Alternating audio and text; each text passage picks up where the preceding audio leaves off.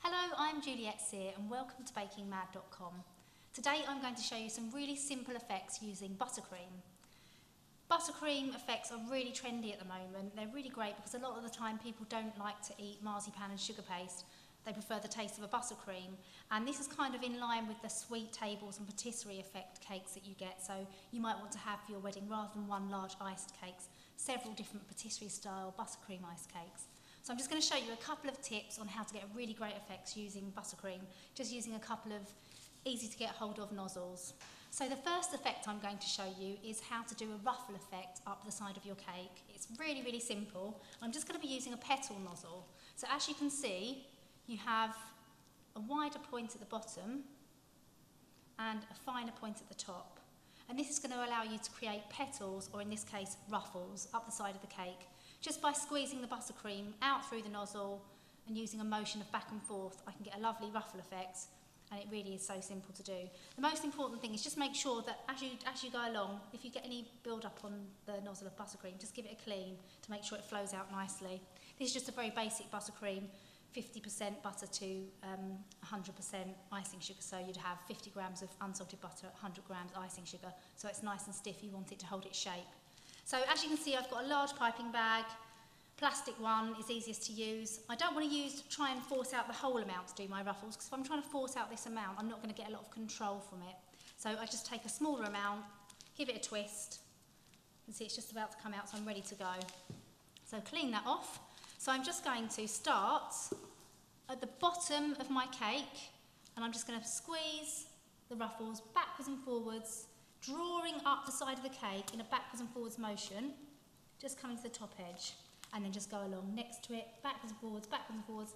So you're just literally wiggling it backwards and forwards whilst drawing upwards. And it doesn't need to be really neat, because when it's all together as a ruffle effect, it just looks really pretty. It's quite free flowing, and it looks great to do it in so many different colours.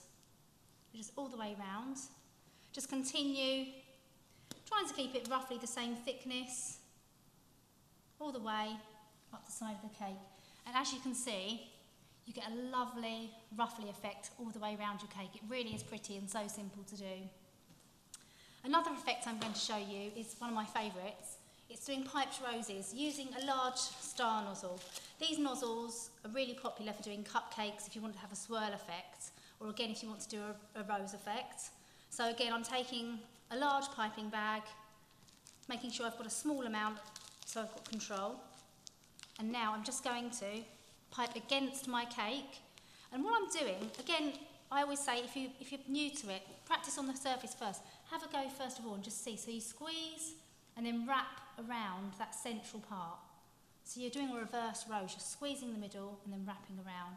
Once you're comfortable with the feel of the icing coming out of your piping bag, you can go for it on your cake. And again, if you go wrong, just scrape it off, pop it back into a bowl and start again. So I'm just going to go against the bottom of my cake, squeeze, and then wrap around. So I would go all the way round in one layer, all the way around the bottom of the cake. I'm just going to go and just bring this to meet here.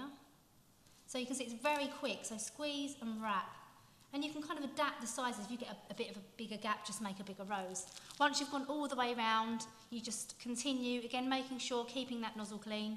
Just go above the first row, squeeze, wrap around, squeeze and wrap around. So just using a gentle pressure, squeeze and wrap. So you're just wrapping around that bud all the way around. And then once you've done the side, just come up onto the top of the cake. So again, squeeze. You're going just within, so you can meet the edges just by eye really. They can vary the sizes. So squeezing and wrapping around until you've completely covered your cake. So as you can see, really, really pretty. You can even do an ombre effect with a darker row, a lighter row, and continuing on. And if you want to add a tiny bit of detail, just using some sugar leaves, just place those in between your flowers. So you might hide your gap, perhaps have some coming out onto the board. And that will just kind of really bring to life the roses that you've piped. And it's so quick to do. And it tastes lovely because you've got the buttercream. There we go. So your lovely piped rose cake. Hope you enjoy doing that at home.